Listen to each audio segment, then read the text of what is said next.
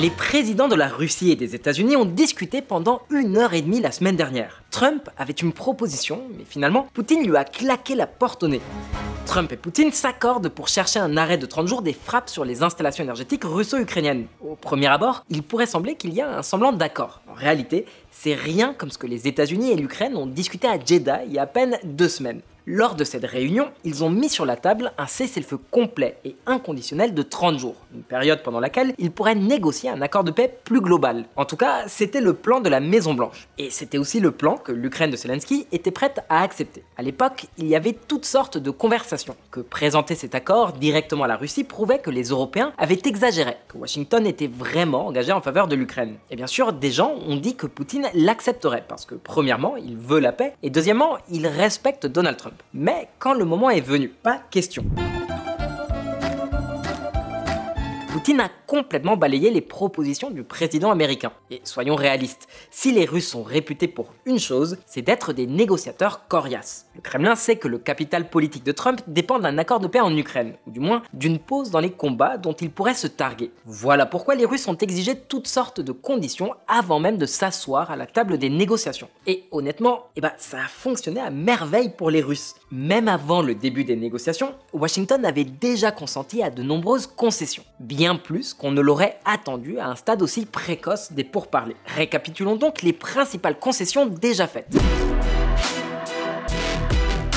Le gouvernement américain a exclu l'adhésion de l'Ukraine à l'OTAN. Zelensky et Biden ont été blâmés pour la guerre et le général Kellogg a été retiré des négociations parce que Moscou considérait l'envoyé spécial de Trump à l'Ukraine et en Russie comme trop pro-ukrainien. Les États-Unis ont aussi appelé à des élections en Ukraine, même si personne dans le pays ne les souhaite réellement. Zelensky a été qualifié de dictateur et l'article 5 de l'OTAN a lui-même été remis en question. Les États-Unis ont aussi reconnu que l'Ukraine devrait céder des territoires occupés par la Russie. Les gouvernements européens et même l'Ukraine ont été exclus des négociations avec la Russie. Et pendant quelques jours, Washington a même coupé les fournitures militaires et le soutien en renseignement à l'Ukraine, ce qui a joué un rôle crucial dans le recul des forces armées ukrainiennes à Koursk. Pourquoi ? Sans l'intelligence et les données satellitaires américaines, les forces ukrainiennes étaient complètement aveugles. Et en plus, l'incertitude concernant les fournitures de missiles et d'artillerie de 155 mm a forcé l'armée ukrainienne à rationner ses munitions déjà limitées. Mais les amis, on n'a pas encore fini avec la liste interminable de cadeaux et de concessions faits à Moscou. L'administration Trump a voté contre la condamnation de la Russie à l'ONU pour l'invasion. Elle a aussi annoncé son retrait du groupe international enquêtant sur les crimes de guerre russes en Ukraine. Et ils ont même laissé entendre une réduction du nombre de troupes américaines stationnées en Europe. Et tout ça juste pour que les Russes daignent s'asseoir à la table des négociations.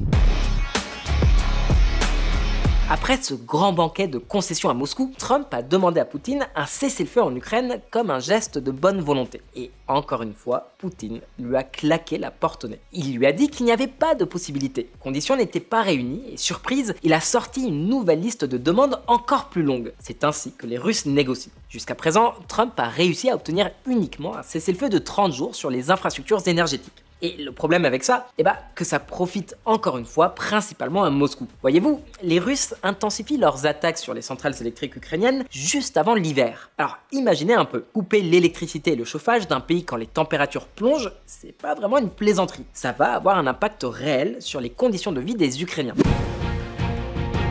Juste il y a quelques mois, le jour de Noël, le Kremlin a lancé l'une des plus grandes attaques contre les infrastructures énergétiques ukrainiennes. 78 missiles et 106 drones ont frappé diverses parties du pays. Par exemple, la ville de Kharkiv a été gravement touchée, en pleine nuit glaciale. Plus de 500 000 personnes se sont retrouvées sans électricité ni chauffage. Maintenant que l'hiver est passé, c'est la Russie qui commence à souffrir davantage des attaques visant ses raffineries de pétrole et ses installations de distribution. En d'autres termes, avec ce cessez-le-feu limité très spécifique, le vrai gagnant c'est encore une fois Moscou. Donc, plutôt qu'un accord, ce que nous voyons réellement, c'est encore une concession, juste pour garder les Russes à la table des négociations. À ce rythme-là, Donald Trump pourrait finir par offrir les clés de la Maison-Blanche à Poutine. Et l'Ukraine dans tout ça, ils vont devoir se résigner. D'ailleurs, Zelensky semble déjà avoir donné son accord. L'Ukraine ouverte un cessez-le-feu sur les infrastructures énergétiques, déclare Zelensky. Et en vrai, ils n'ont pas vraiment le choix. Trump a déjà coupé leur aide militaire une fois, et il est probable qu'il n'hésitera pas à le refaire. En d'autres termes, ça ressemble à une nouvelle victoire pour Moscou. Maintenant, la Maison-Blanche insiste sur le fait que ce n'est que la première étape, que bientôt ils négocieront un cessez-le-feu en mer Noire, que d'autres mesures seront prises vers un cessez-le-feu général et qu'éventuellement ça mènera à la paix. Le problème, c'est que beaucoup craignent que ce processus ne soit pas vraiment une négociation, mais plutôt une capitulation lente et régulière face aux exigences de Moscou. Alors, où en sommes-nous exactement? Que signifie réellement ce cessez-le-feu partiel? Et quelles conditions Poutine pose-t-il pour la paix? Et Trump joue-t-il pour ou contre l'Ukraine? Eh ben, on va regarder tout ça ensemble. Mais d'abord, je t'invite à liker, à t'abonner et à partager. Allez, c'est parti. Œil pour œil, dent pour dent. Alors, c'est un secret pour personne. La guerre déclenchée par l'invasion de l'Ukraine par la Russie a été si intense que de nombreuses villes, petites ou grandes, ont été entièrement rasées. Et ça, les amis, c'est dû à des frappes d'artillerie et des bombardements incessants. Ceci dit, alors que la Russie s'en tenait à sa stratégie historique de tout raser sur son passage, Moscou n'avait pas prévu une chose: l'ampleur massive et toujours croissante de la portée des drones ukrainiens. Et ça a donné lieu à des titres comme celui-ci.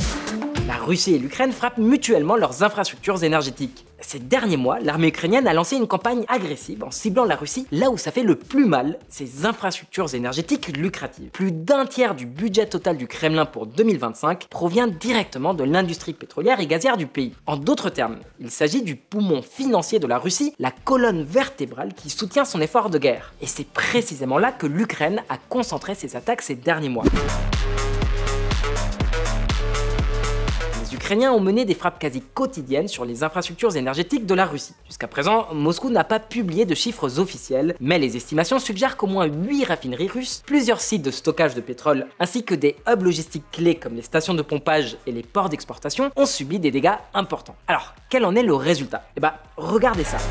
Des drones ukrainiens auraient mis hors de service 10% de la capacité de raffinage de la Russie. Jusqu'à présent, ça a forcé la Russie à exporter moins de produits raffinés, ce qui signifie moins d'essence et plus de pétrole brut, limitant ainsi les revenus de Moscou. Mais c'est pas tout. De nombreux analystes soulignent que si cette stratégie se poursuit et que les attaques s'intensifient, la production et les exportations énergétiques de la Russie pourraient bientôt commencer à décliner. Un scénario qui frapperait durement les finances du Kremlin. Donc, bien sûr que ce cessez-le-feu de 30 jours est un énorme soulagement pour Moscou. Pour être précis, c'est pas nécessairement mauvais pour l'Ukraine non plus. Mais soyons réalistes, Moscou est probablement très satisfait de ce nouvel accord avec Trump. Mais la vraie question c'est, et maintenant? Qu'est-ce que Moscou exige pour continuer à avancer dans le processus de paix avec Donald Trump? Est-ce que ces demandes sont réellement acceptables? Eh ben, on va examiner tout ça en détail. Avoir toutes les cartes en main. Donald Trump l'a répété maintes fois. Avec lui aux commandes, la guerre n'aurait jamais eu lieu. Poutine veut la paix et Trump mettra fin à la guerre parce que, contrairement à Joe Biden, le leader russe le respecte et le craint. En d'autres termes, Trump a misé une énorme part de son capital politique sur une négociation qui a à peine commencé. Il a déjà vendu l'idée du succès, maintenant il doit tenir ses promesses. Le problème, ça dépend entièrement de Moscou. Et bien sûr, les Russes, ça, ils le savent parfaitement. Ils comprennent que ça leur donne beaucoup plus de poids dans les négociations. Trump a besoin d'un accord de paix à tout prix, et il en a besoin rapidement. C'est le contexte parfait pour Moscou pour augmenter la pression, et c'est exactement ce qu'ils font. Poutine a opposé un refus retentissant à la demande de cessez-le-feu de Donald Trump. Et maintenant, pour même envisager un accord, il exige encore plus de concessions, à commencer par ceci.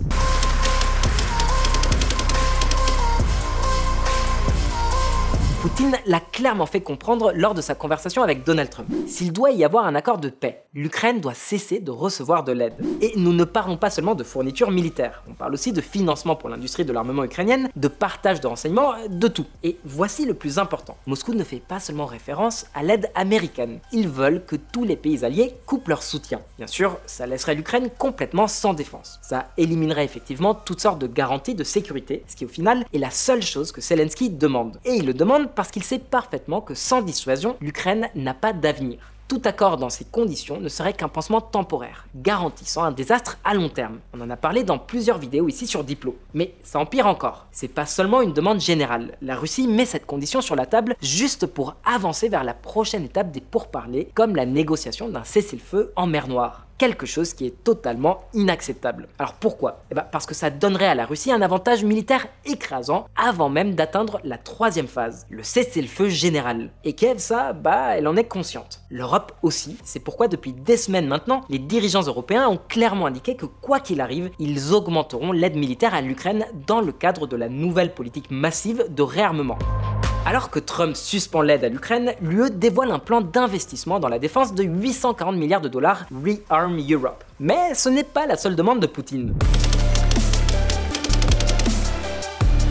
La fin du réarmement de l'Ukraine. Le leader russe ne se contente pas d'exiger l'arrêt de l'aide militaire à l'Ukraine. Il demande aussi que le gouvernement ukrainien démantèle une part significative de ses capacités militaires. Plus précisément, il veut que l'Ukraine mette un terme à sa production croissante de munitions et d'équipements militaires. Actuellement, l'Ukraine produit 50% des armes et des munitions qu'elle utilise sur le champ de bataille. En réalité, une part clé de la stratégie européenne ces derniers mois a consisté à financer l'expansion de cette capacité. Grâce à ces efforts, l'Ukraine ne se contente pas de fabriquer la majorité des armes et des munitions dont elle a besoin. Elle devient aussi un leader mondial dans la production de drones. Certaines estimations suggèrent que l'Ukraine pourrait bientôt produire jusqu'à 4 millions de drones militaires par an, ce qui représenterait la plus importante capacité de production au monde. Et c'est précisément ça que Poutine veut arrêter. Mais c'est pas tout. Si le Kremlin exige la fin des livraisons d'armes occidentales, il insiste aussi pour que les entreprises européennes arrêtent de collaborer avec les fabricants d'armes ukrainiens. Bien sûr, c'est une condition totalement inacceptable. Et Moscou le sait. Mais il mise probablement sur le fait que, sous une pression suffisante, Trump cédera sur d'autres points clés en échange. Comme je l'ai dit auparavant, les Russes sont de redoutables négociateurs. Non seulement ils sont maximalistes, mais ils sont souvent audacieux, prêts à prendre des risques que d'autres n'oseraient même pas envisager. C'est un peu comme une version diplomatique de la fameuse manœuvre du Crazy Ivan. À l'époque de l'URSS, les sous-marins soviétiques utilisaient une tactique connue sous le nom de Crazy Ivan, une manœuvre à haut risque où un sous-marin immergé changeait brusquement et radicalement de cap, parfois à 90 ou même à 180 degrés. Le but, désemparer les sous-marins américains qui les pistaient. En effectuant ces virages imprévisibles, les soviétiques espéraient semer leurs poursuivants dans l'angle mort sonore créé derrière leurs hélices. Le problème, c'est que ça a augmenté considérablement le risque de collision sous-marine entre sous-marins nucléaires. Et effectivement, des accidents se produisaient. C'était une stratégie dangereuse, mais les Russes étaient prêts à prendre ce risque si ça leur permettait de déjouer leurs ennemis. Voilà, maintenant que vous connaissez le Crazy Ivan, Poutine joue sa propre version à la table des négociations. Et dans cet esprit, il vient d'assonner à Trump une nouvelle demande. You don't have the cards.